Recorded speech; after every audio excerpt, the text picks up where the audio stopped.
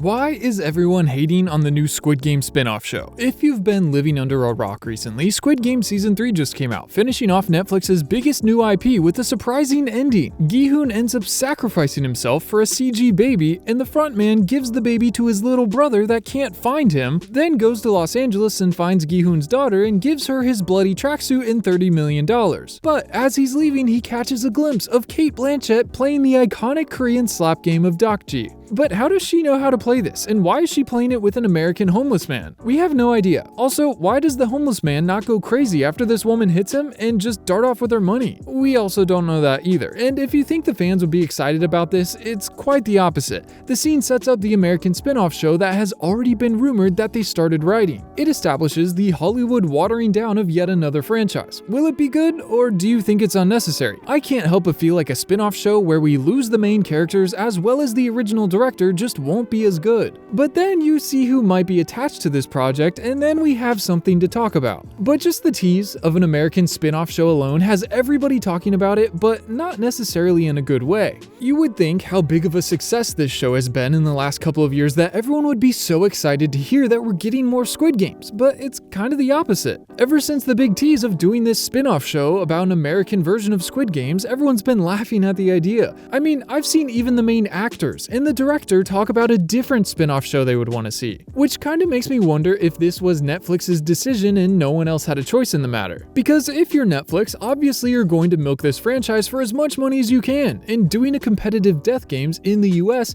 has to be a good idea, right? But who actually wants to see that? We're going to be watching all the homeless people going crazy and murdering other people for money? I don't know. I can't help but feel that all that magic of the original show will be lost once you remove the main characters and the original director. Gi-hoon is quite literally the heart of the show. His story and his moral battle with In-ho the frontman is the whole point of the show. Are they going to try to replicate this between two new characters in the American version, or are they going to try to put a completely new spin on the games? Because if they don't, then you're just copying the original show and putting a new skin on it, which we all know is never a good idea. You're not going to surpass the original. The bar has already been set too high. I just can't imagine being excited for the new American Squid Game show only for Netflix to announce that they're going to be releasing season 1 in 3 parts so they can get 3 separate monthly subscription payments from all the viewers. Even the teaser in the end of the show, I wondered why they chose the American recruiter playing the slap game of Dokji with the homeless man. Apparently, Cate Blanchett couldn't get the square to flip over. They sent her props the day before in hopes that she would practice, but they just kept trying and trying and trying, and eventually she flipped it over, and that's the take that they used. But I mean, before Squid Game came out, no one in America had ever heard of this game, let alone know how to play it. That means this character is beating every single person she plays in America. I don't think it's going to have the same gambling vibe as it has in Korea when they're familiar with it and know what it is. They think they have a chance of winning. We can assume that the death games in the spin-off show will be representative of the country they're playing the games in and what they used to play as children. That way, there's a reason to do a spin-off show. If every country only plays Korean children games, then what's the point? People don't care about what nationality the players are, they care about what different children games you're going to show us that turned into death games. The American players would be so confused if they had to play Korean children's games. Not only that, but you're going to run out of ideas for games really quickly if it's only Korean ones. It seemed like they almost ran out of ideas just in 2 seasons of the original show. So if you're going to have to turn 6 American children's games into death games for each season, why choose Dokji to recruit the players with in the first place? Is it because of the nature of the game, preying on those willing to gamble a little bit? The concept seems really simple, yet if you don't have any underlying skill or knowledge needed to win, it's incredibly hard. Rock, paper, scissors is a little more common in America, and once you play enough of it, you can raise your own odds. Just like the Korean recruiter was skilled in Dokji, I'm sure an American recruiter would have a higher win rate in rock, paper, scissors. Besides a psychological study saying that people will throw rock first, there's a method where you can win through draws almost every time. It takes somewhat quick reflexes and playing a little dirty, which is nothing new to Squid Game. This strategy utilizes only 2 options, rock or paper. You never play scissors. As you and your opponent are counting down and getting ready to throw your choice, you can watch their hand. There's only 3 options to play.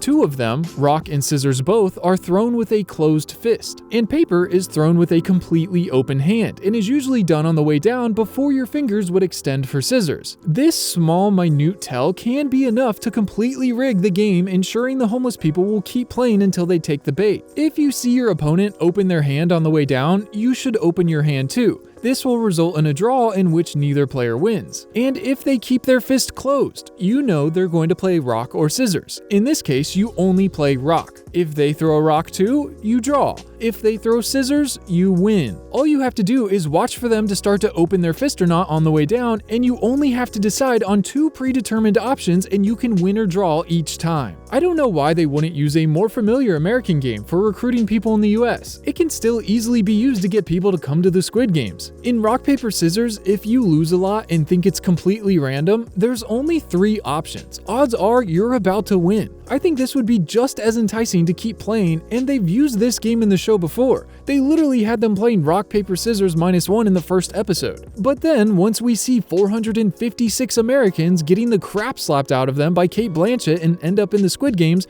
what next? Are we going to see them start out with red light, green light, and then the 5 following games are death spins on American games? Maybe Foursquare, or Dodgeball, or you could do Freeze Tag, or even musical chairs, and even the floor is lava. I would love to see them go to an actual volcano and import that much lava. They would do it for Squid Game. I feel like Capture the Flag would be really cool, but I don't know how you'd turn something like Hopscotch into a death game. It might end up being something as simple as Jump Rope. I just wish they would listen to the fans and the actors about what show they should greenlight next. As much as they think everyone wants to watch Americans in the world of Squid Game, I can't help but feel like there's something else, something much more obvious that everybody would want to see. And that is a frontman spin-off show. I don't care that they spoiled the ending to his Squid Games that he played in. They literally show us him turning to the dark side and eliminating the other players in their sleep to win the prize money so he could save his wife. I don't care that we know the ending. You can still tell an amazing story leading up to that moment and even going further and showing the aftermath. There is so much more potential and possibilities and intrigue with doing a frontman spin-off show, and everybody already wants it. We're already invested in this character. Maybe just give the director a little more time to write so he doesn't lose any more teeth.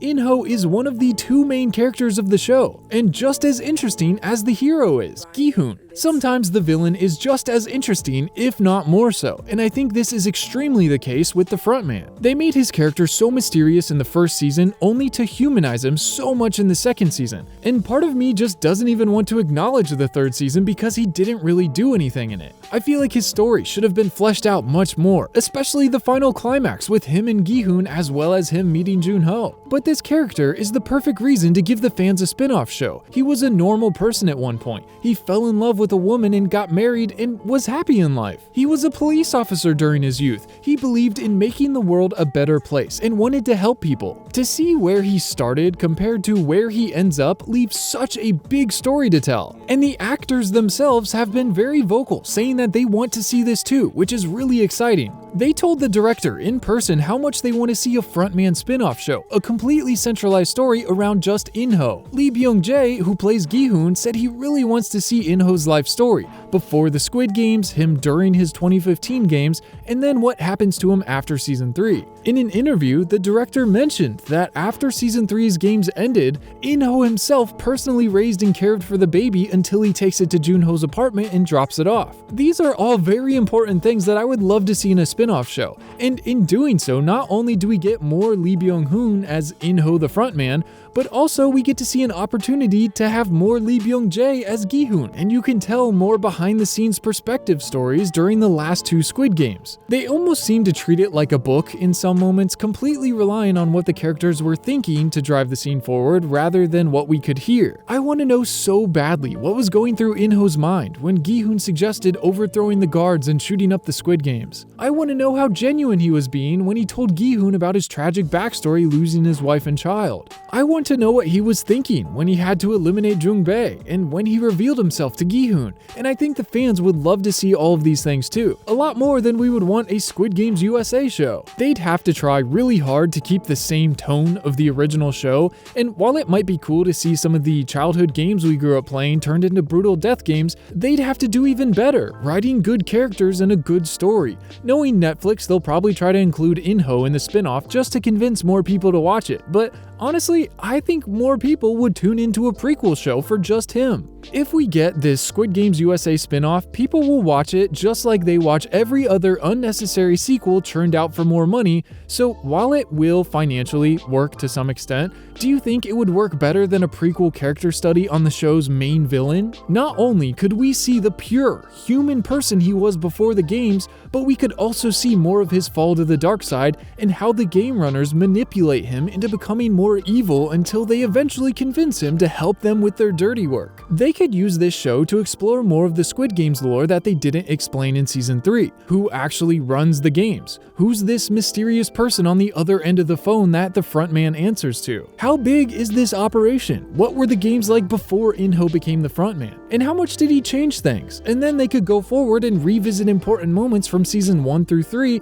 from different perspectives and explore what happens after Season 3. I wouldn't be surprised if we see him appear in the spin-off show and they use his character as promotion to get the fans to watch the new series. I'm sure they wouldn't hesitate to do that. It's been rumored that David Fincher is the one possibly working on the spin-off show, which gives me a little more hope that it won't be all bad. He's directed everything you could imagine, from Fight Club to Gone Girl to Seven, The Social Network, The Game, Benjamin Button, some of Love, Death, and Robots. He could do amazing directing the level of quality that Squid Game is for the spin-off show, but ultimately it would fall to the writing and the story. If you have a great director and an awful script and characters, I mean, what do you think will happen? I doubt the original director would be a writer for the spin-off show. We've seen with all of the cringy VIP's dialogue throughout both seasons how he likes to portray snobby Americans, and I don't think anyone would sit through a full season of that. Tell me in the comments what you would rather them make. A frontman prequel show or Squid Game USA? I will see you soon in the next video. Peace.